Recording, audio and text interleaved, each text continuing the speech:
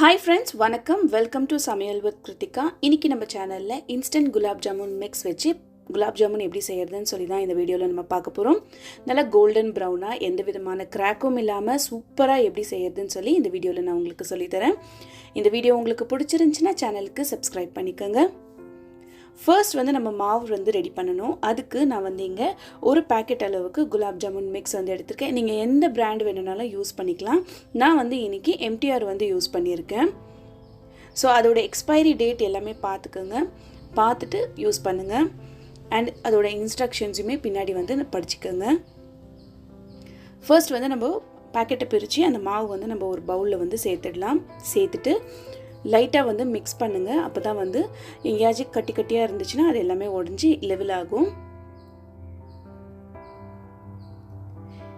இப்போது இதில் நம்ம தண்ணி சேர்த்து மிக்ஸ் பண்ணலாம், இல்லைனா ரிச்னஸ்க்காக பால் கூட சேர்த்து நம்ம மிக்ஸ் பண்ணலாம். நல்லா காய்ச்சி ஆற வச்ச பால் நீங்கள் யூஸ் பண்ணுங்கள், இல்லைனா நார்மல் வாட்டர் நீங்கள் யூஸ் பண்ணிக்கலாம்.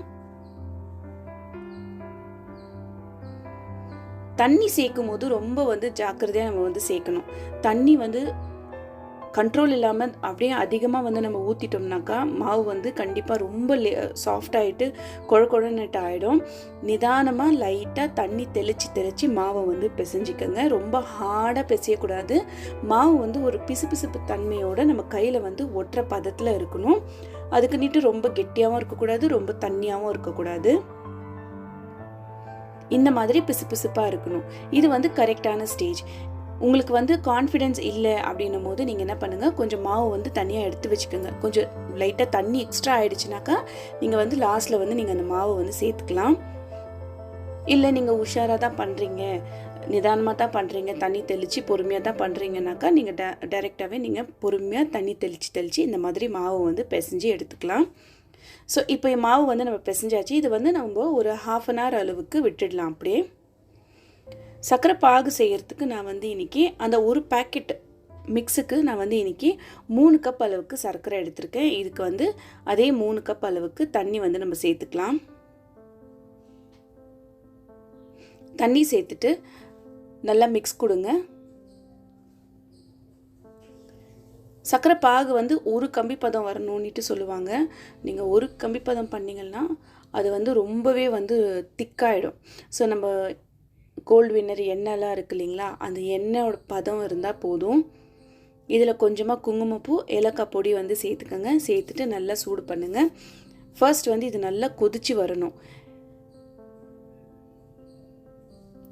சரி, இந்த மாதிரி நல்லா கொதிக்க ஸ்டார்ட் ஆகும்போது நம்ம லைட்டாக மிக்ஸ் கொடுத்துட்டே இருக்கலாம்.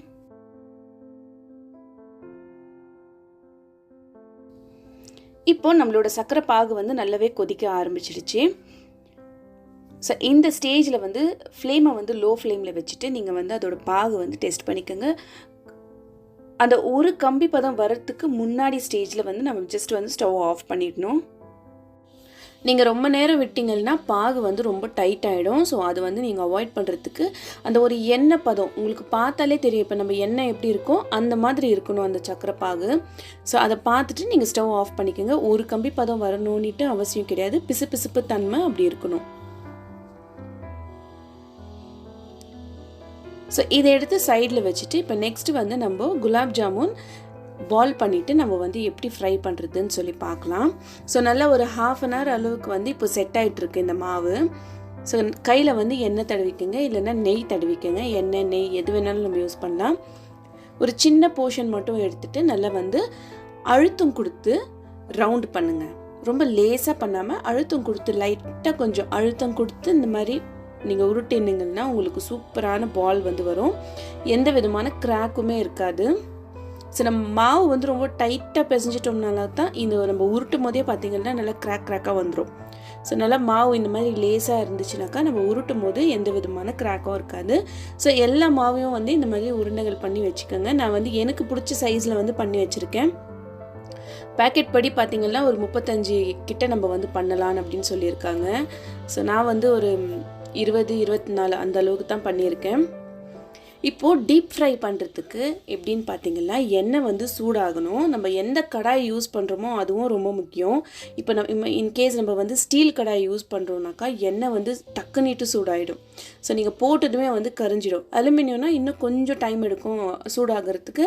ஆனால் ரொம்ப சூடாயிடுச்சுன்னா நீங்கள் போட்ட உடனே கரிஞ்சிடும். இது வந்து அயன் கடாய், இரும்பு கடாய். ஸோ இது பார்த்திங்கன்னா நல்லா திக்காக இருக்குது. ஸோ எண்ணெய் வந்து நல்லா சூடானாலுமே வந்து கருகாது. ஸோ அதனால் நீங்கள் எந்த கடாய் யூஸ் பண்ணுறீங்களோ அதுக்கேற்ற மாதிரி எண்ணெயை வந்து சூடு பண்ணிக்கோங்க. ஸ்டீல் கடாயாக இருந்தால் நல்லா மிதமான சூடில் இருக்கும் போதே நீங்கள் வந்து அந்த பால்ஸுங்களை வந்து உள்ளே போட்டுருங்க. அதே தான் அலுமினியமுக்கும் ரொம்ப சூடு பண்ணிடாமல் மீடியம் சூடில் இருக்கும் போதே ஒரு பாலாக உள்ளே போட்டுருங்க. இந்த அயன் கடாய்க்கு இன்னும் கொஞ்சம் எக்ஸ்ட்ரா சூடு ஆன பிறகு நம்ம வந்து பால் போடணும். பால் உள்ளே போட்டதுமே சைட்லலாம் அந்த பபிள்ஸ் வந்துட்டு அது வந்து மேலே எழும்பி வரணும். கீழே ரெஸ்ட் ஆகிடுச்சுனாக்கா உங்களுடைய குலாப் ஜாமுன் வந்து கிராக் விட ஸ்டார்ட் ஆகிடும். ஸோ இந்த மாதிரி கொஞ்சம் கொஞ்சமாக போட்டு ஃப்ரை பண்ணுங்கள். ரொம்ப அதிகமாக போட வேண்டாம். நீங்கள் ஸ்டீல் கடாய், அலுமினியம் கடாய் யூஸ் பண்ணுறதா இருந்தால் ஒரு பேட்ச் போட்டு ஃப்ரை பண்ணி எடுத்துகிட்டு ஸ்டவ் ஆஃப் பண்ணி எண்ணெய் கொஞ்சம் கூல் ஆகட்டும். கொஞ்சம் ரெஸ்ட் ஆன பிறகு திரும்பியும் ஸ்டவ் ஆன் பண்ணி ஸ்லோ ஃப்ளேமில் வச்சுட்டு ஃப்ரை பண்ணுங்கள். ஏன்னா நம்ம ஃப்ரை பண்ணி எடுக்கும்போது எண்ணெய் ரொம்ப சூடாக இருக்கும். நெக்ஸ்ட் பேட்ச் நீங்கள் போட்டதுமே அது வந்து கரிஞ்சிடும். இல்லை கலர் வந்து வெளியே ஃபுல்லாக கலர் சேஞ்ச் ஆகிடும், உள்ளே வந்து வேகாமல் இருக்கும். ஸோ நான் அயன் கடாய் யூஸ் பண்ணுறதுனால எனக்கு வந்து கரெக்டாக இருக்குது. நான் வந்து மீடியம் ஃப்ளேம் வச்சு இதை வந்து ஸ்லோவாக வந்து ஃப்ரை பண்ணுறேன். இதை வந்து கலந்துகிட்டே இருக்கணும். அப்போ தான் எல்லா பக்கமும் கலர் வந்து ஈவனாக வரும், அந்த கோல்டன் ப்ரௌன் கலரு. நீங்கள் அப்படியே விட்டுட்டிங்கன்னா பின்னாடி வந்து நல்லா கலர் ஆகிடும், மேலே பார்த்தீங்கன்னா ஒயிட்டாகவே இருக்கும். ஸோ மிக்ஸ் பண்ணிகிட்டே இருக்கணும். இந்த அளவுக்கு நல்லா வந்து அது கோல்டன் ப்ரௌன் கலர் வந்ததும் நீங்கள் வந்து ரிமூவ் பண்ணிடலாம். உங்களுக்கு பார்க்கும் போதே தெரியும் பால் பார்த்தீங்கன்னா எப்படி உருண்டையாக இருக்குதுன்னு சொல்லிட்டு, எந்த விதமான கிராக்குமே இல்லாமல். ஸோ நம்மளுடைய குண்டு குலாப் ஜாம் வந்து ரெடி ஆகிடுச்சு. இப்போ வந்து இது சர்க்கரை பாகில் வந்து நம்ம போடணும். சர்க்கரை பாகு வந்து லைட்டாக வார்மாக இருக்கும்போது நீங்கள் போட்டிங்கன்னா அந்த சுகர் சிரப் வந்து ஈஸியாக வந்து அப்சர்வ் ஆகும். போட்டுட்டு ஒரு 4 மணி நேரம் நல்லா ஊறின பிறகு நீங்கள் எடுத்து சாப்பிட்டீங்கன்னா செம்ம சாஃப்டாக செம்ம டேஸ்டியாக இருக்கும். கண்டிப்பாக நீங்களும் ட்ரை பண்ணி பாருங்கள். இந்த வீடியோ உங்களுக்கு பிடிச்சிருந்துச்சுன்னா சேனலுக்கு சப்ஸ்கிரைப் பண்ணிக்கோங்க. தேங்க்யூ.